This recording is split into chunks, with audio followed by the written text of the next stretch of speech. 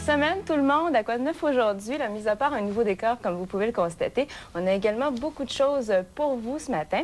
Il y a entre autres Jacinthe Paquette qui sera là pour nous parler de sandales aux particularités bien spéciales. Vous allez voir ça. Également, on parle de services aux aînés avec Mme Pauline Bruno de la QDR. Mais tout d'abord, il y a la revue Pignouf qui vient de sortir en Estrie. Et ça, c'est une revue, c'est une première en fait, qui est exclusivement là, de bande dessinée. Alors, M. Wood vient nous en parler ce matin. Bonjour, M. Wood. Bonjour. Je disais Pignouf, mais j'ai bien envie de dire Pignouf finalement. Ça vient de ce nom-là. Oui, en fait, Pignouf, le nom d'ailleurs pour la revue, c'est que c'est le personnage principal qui s'appelle Pignouf.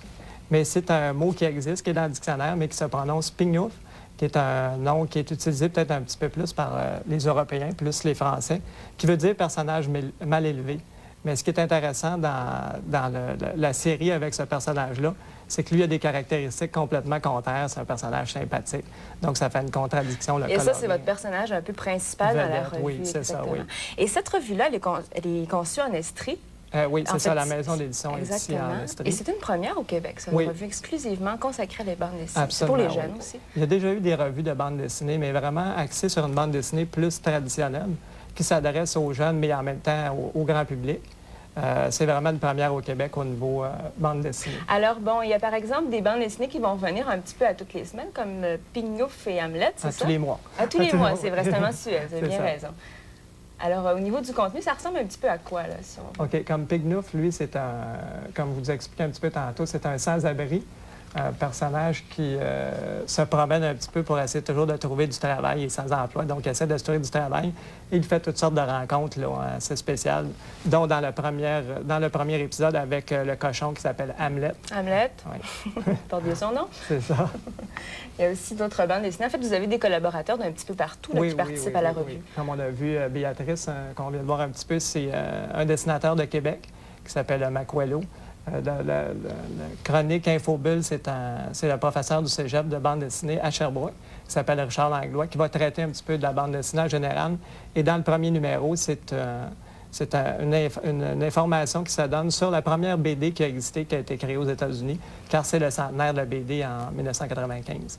On voulait souligner ça un petit peu. Donc, il y a beaucoup d'informations là-dedans aussi. Oui. Et c'est un petit peu d'inspiration, ça nous fait penser un petit peu aux revues comme Spirou, par exemple. Oui, c'est ça, Spirou, Tintin. C'est un caractère un petit peu plus européen. Européen, c'est vrai. Mais avec un contexte dans lequel les Québécois peuvent quand même se reconnaître. Et un contexte contemporain aussi. C'est un contenant plus... traditionnel, mais un contenu contemporain avec un contexte qui entoure les personnages.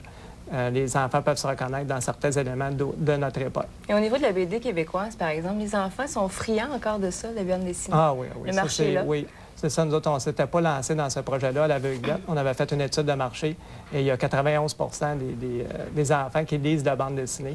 Et il y a une préférence marquée, c'est sûr, pour les bandes dessinées traditionnelles. Traditionnel, voilà. Oui. Alors, il y aura un petit peu de tout là-dedans. C'est un mensuel, il faut bien le mentionner. Oui, c'est 10 numéros par année, plus précisément. Et c'est disponible présentement là, dans tous les kiosques à journaux. Il y a 12 000 exemplaires distribués, 3 000 points de vente à travers la province. Voilà, bien, bonne chance dans votre entreprise. Merci énormément. Merci beaucoup d'avoir été là. Ça m'a fait plaisir. Alors, tout de suite, avant d'aller à la pause, bien, le Festival interculturel du conte de l'Estrie qui commence aujourd'hui jusqu'au 12 novembre. Donc, des conteurs d'ici, d'ailleurs, viendront nous raconter des histoires. Et Michel Caillou ouvre le bal cet après-midi à 13h30 au Petit Bonheur de Saint-Camille.